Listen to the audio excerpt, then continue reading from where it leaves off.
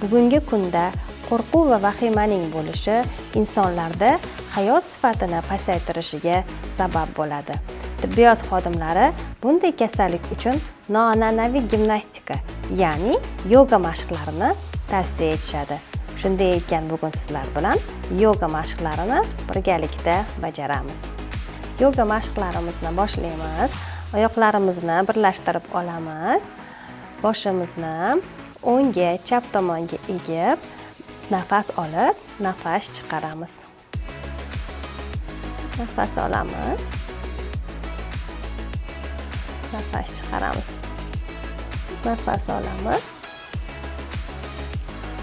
Nafas chiqaramiz. Nafas oldik. Nafas chiqaramiz. Nafas olamiz. Nafas chiqaramiz. Yana bir marta nafas olamiz. Nafas chiqaramiz. Nafas oldik. Nafas chiqardik. Ana endi barmoqlarimiz bilan quloqlarimizni uqalaymiz. Quloqlarimizni ushlab, pastdan yuqoriga sekin-astalik bilan uqalab chiqamiz. Bu mashqimiz uyg'onishimizga yordam beradi. Sekin-astalik bilan pastdan yuqoriga uqalab chiqamiz. Ana endi qo'llarimizni yuqoriga ko'tarib, yonga egilamiz. Nafas olamiz. Nafas chiqaramiz. Yana nafas olamiz. Nafas chiqaramiz. Nafas olamiz. Nafas chiqaramiz. Yana bir marta nafas olamiz. Nafas chiqaramiz.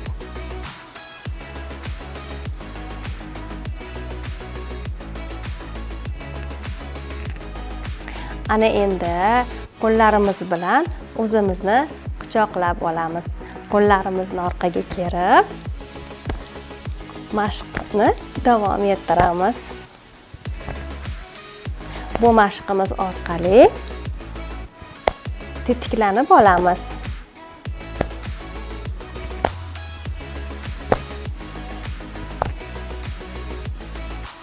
Ana endi qornimiz bilan tizzalarimizga tayangan holda turamiz.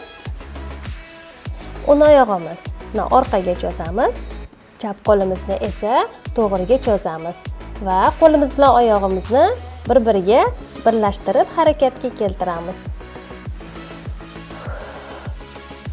Nafas olamiz, nafas chiqaramiz. Nafas olib, nafas chiqaramiz.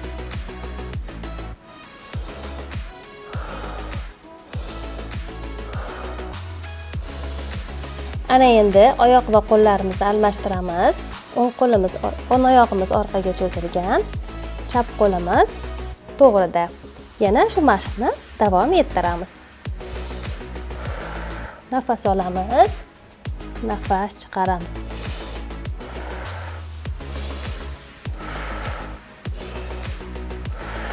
Ana endi tizzalarga tayangan holda o'ng oyog'imizni orqaga cho'zib, barmoqlarimiz yordamida paylarimizni cho'zib olamiz.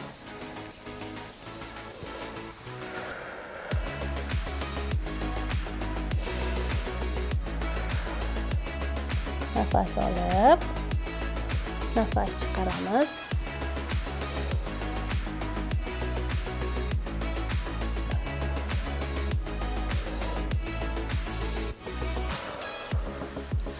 Ana endi oyoqlarni almashtiramiz. Chap oyog'imizni orqaga cho'zib, barmoqlarimiz yordamida harakatga kelamiz. Bu mashqimiz oyog'imiz paylariga foydali. Ana endi chap oyog'imizni cho'zib, o'ng oyog'imizga tayanib o'tiramiz. chap qo'limizni yuqoriga ko'tarib, o'ng tarafga egilamiz.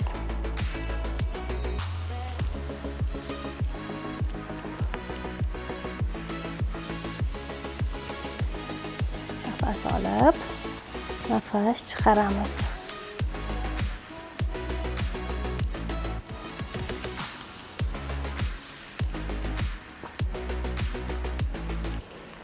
Ana endi oyoqlarimizni almashtiramiz. O'ng oyog'imizni cho'zib, chap oyog'imizga tayanamiz va o'ng qo'limizni ko'tarib, chap tarafga egilamiz.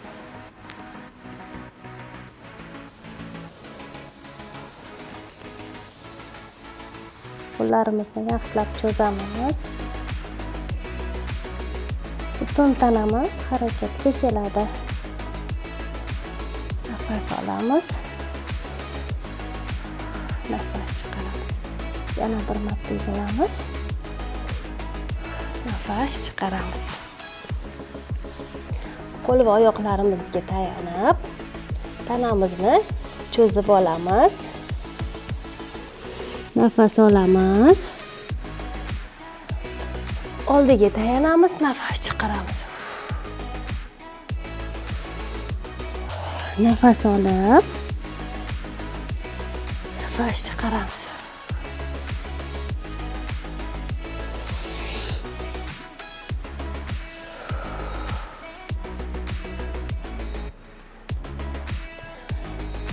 Bu mashqimiz kuraklarimiz tekis bo'lishiga yordam beradi.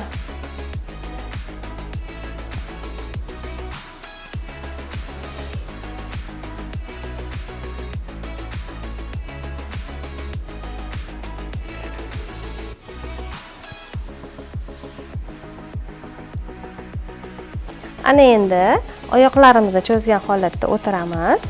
Chap oyog'imizni esa bukamiz.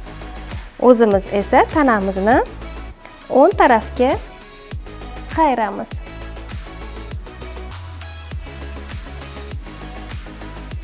Biroz shu holatda turamiz.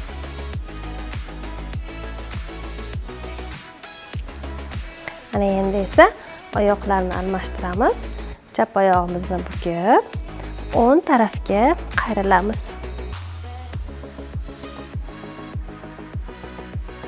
6-7 soniya shu holatda turamiz.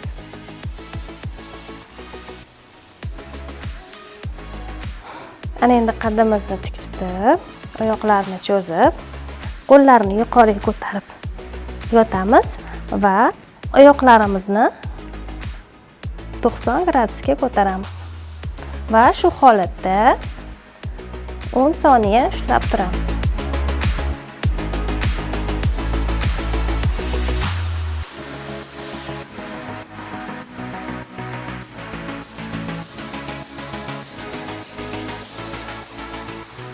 Yoga mashqlarining afzalliklari shundan iboratki, yoga har tomonlama kompleks ta'sirga ega bo'lib, tinchlantiradi, yurak, qon, tomir, nafas va bo'g'im harakatiga ijobiy ta'sir ko'rsatadi. Yoga bilan muntazam har kuni 30 daqiqa shug'ullansangiz, kun davomida kayfiyatingiz oshishiga yordam beradi. O'zingizni ehtiyot qiling, salomat bo'ling.